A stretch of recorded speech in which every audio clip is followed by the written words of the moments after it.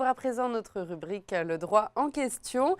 Aujourd'hui, on vous en dit plus sur la médecine du travail. Il existe plusieurs types de visites médicales. C'est le médecin du travail qui juge si vous êtes apte ou inapte au travail en cas de litige. Que dit la loi? Maître Schifferling est sur notre plateau pour nous répondre. Bonjour. Bonjour. Alors, première question, cette visite médicale par la médecine du travail s'applique-t-elle à tous? Oui et non. Elle s'applique aux entreprises privées, aux établissements publics industriels et commerciaux. Les agents publics, eux, ont un suivi médical. D'accord, donc ce n'est pas tout à fait la même chose. Non, ce n'est pas tout à fait la même chose entre le public et le privé.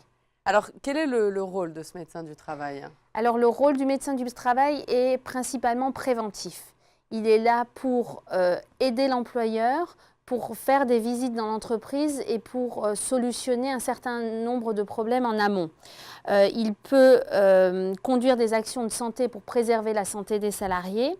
Il peut surveiller l'état de santé des salariés en fonction de risques particuliers dans certaines entreprises. Et il peut conseiller l'employeur ou les travailleurs ou les délégués du personnel ou du CHSCT pour diminuer les risques. Donc il peut faire une étude de risque pour essayer de voir comment on peut les diminuer. Il peut améliorer les conditions de travail des salariés. Il peut intervenir en matière de prévention du harcèlement pour sensibiliser les gens sur ce qui constitue du harcèlement, pour éviter que ça n'en devienne. Et il peut tenter de réduire la pénibilité. Alors, il a un rôle très important parce qu'il peut venir dans l'entreprise quand il veut. C'est une visite de son initiative, de l'initiative de l'employeur ou des délégués du personnel ou du CHSCT, le comité d'hygiène et de sécurité au travail. Donc il a un rôle vraiment très important et il faut que l'employeur travaille en coopération avec le médecin du travail pour qu'il y ait le moins d'accidents possibles et le moins de problèmes possibles dans l'entreprise. D'accord. Alors, est-ce qu'il existe différents types de visites médicales? Oui, alors depuis la loi Macron, ça a un peu été modifié. Maintenant, il n'y a plus de visite médicale d'embauche, il y a une visite d'information et de prévention qui remplace cette visite médicale d'embauche, qui n'a plus besoin d'être faite forcément pendant la période d'essai. Généralement, c'est dans les 3 mois de l'embauche et c'est que dans certains cas bien déterminés. Ensuite, il y a le suivi médical renforcé pour des salariés qui travaillent dans des conditions difficiles, qui sont exposés à des risques d'amiante, à des risques de plomb, etc. Et ensuite, il y a les visites qu'on connaissait déjà. Il y a la visite de pré-reprise de travail et la visite de reprise. Donc, quand vous avez un arrêt de plus de 30 jours, l'employeur est obligé d'organiser une visite de reprise. Et quand vous avez un arrêt de plus de 3 mois, il est obligé de faire précéder cette visite de reprise par une visite de pré-reprise. Et les visites toujours à la charge de l'employeur, hein. Le salarié n'a jamais à payer ses visites médicales là. Toujours à la charge de l'employeur et toujours sur le temps de travail. D'accord. Alors, si le médecin du travail juge un salarié inapte, qu'est-ce qui se passe? Est-ce que le salarié est licencié? Alors, il se passe plusieurs choses. D'abord, ça dépend de ce que dit le médecin du travail dans l'avis d'inaptitude. Si le médecin du travail déclare le salarié inapte, normalement, il le déclare inapte temporairement, il le revoit 15 jours après et ensuite il le déclare inapte définitivement. D'accord.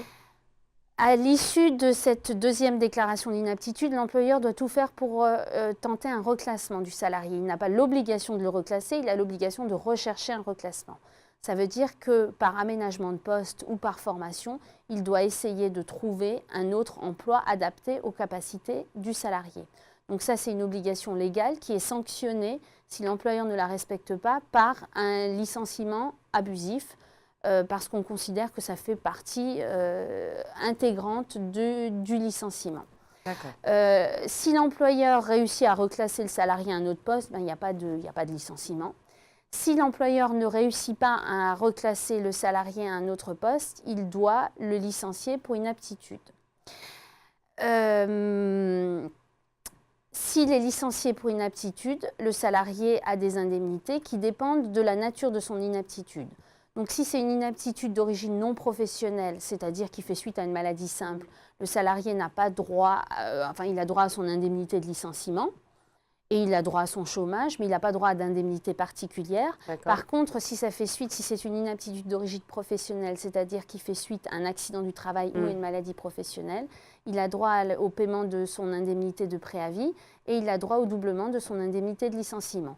Donc là, les indemnités sont différentes. Après, il arrive que l'employeur cherche un reclassement et ne licencie pas tout de suite le salarié parce qu'il lui faut du temps. Là, la loi prévoit qu'au bout d'1 mois après l'avis d'inaptitude, l'employeur, s'il n'a pas licencié ou pas reclassé le salarié, doit reprendre le paiement du salaire. Donc, il se peut qu'un salarié soit pendant 5 mois sans travail et que pendant 4 mois, il continue à être payé avant d'être licencié. Parce que la loi le prévoit ainsi. Et depuis la loi Macron, le médecin du travail peut déclarer le salarié inapte à tous les postes de l'entreprise dès la première visite. Et sous certaines conditions, eh bien, l'employeur n'aurait pas à rechercher un reclassement. On n'a pas encore assez de recul actuellement parce qu'elle vient d'entrer en vigueur et que c'est très étonnant que de manière générale, l'employeur doive rechercher un reclassement, à moins que le médecin du travail indique dans son avis que le reclassement n'est pas possible.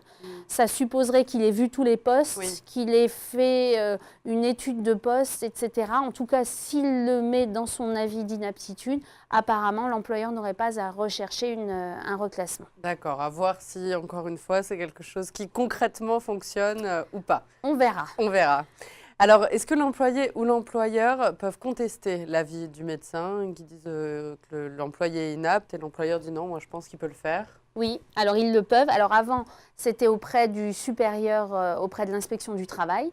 Et s'il y avait un contentieux, c'était devant le tribunal administratif. Maintenant, ça a été transmis au juge judiciaire, donc c'est le conseil de prud'homme qui est compétent. Donc c'est en référé qu'il faut demander la désignation d'un nouveau médecin, d'un expert, qui puisse déterminer si le salarié est apte ou non. Généralement, le délai de recours est de 15 jours, mais ça doit être prévu dans l'avis d'inaptitude ou d'aptitude d'ailleurs. Il faut qu'il y ait les mentions des délais et des possibilités de recours. Donc là encore, on n'a pas beaucoup de recul parce que c'est depuis le 1er janvier que c'est en vigueur. Apparemment, il y aurait un transfert donc, des compétences administratives vers le juge judiciaire, ce qui me semble quelque chose de... Enfin, en ce qui me concerne, je trouve ça bien parce que c'est déjà le juge judiciaire qui s'occupait de déterminer les conséquences d'un licenciement pour inaptitude. Donc là, il sera, dès le début, il aura son mot à dire dans l'aptitude du salarié. Et je pense que c'est une bonne chose de ne pas avoir des juges différents qui jugent de l'aptitude et des conséquences de l'aptitude ou de l'inaptitude. D'accord. Très bien, merci beaucoup Maître Schifferling d'avoir répondu à mes questions et puis on se retrouve le mois prochain. Avec plaisir. Notre édition est à présent terminée. Si vous souhaitez revoir cette émission, n'oubliez pas, tous nos journaux, toutes les émissions sont en replay sur le site tv8.fr. Pour ma part, je vous souhaite une très bonne soirée et un très bon week-end. Salut.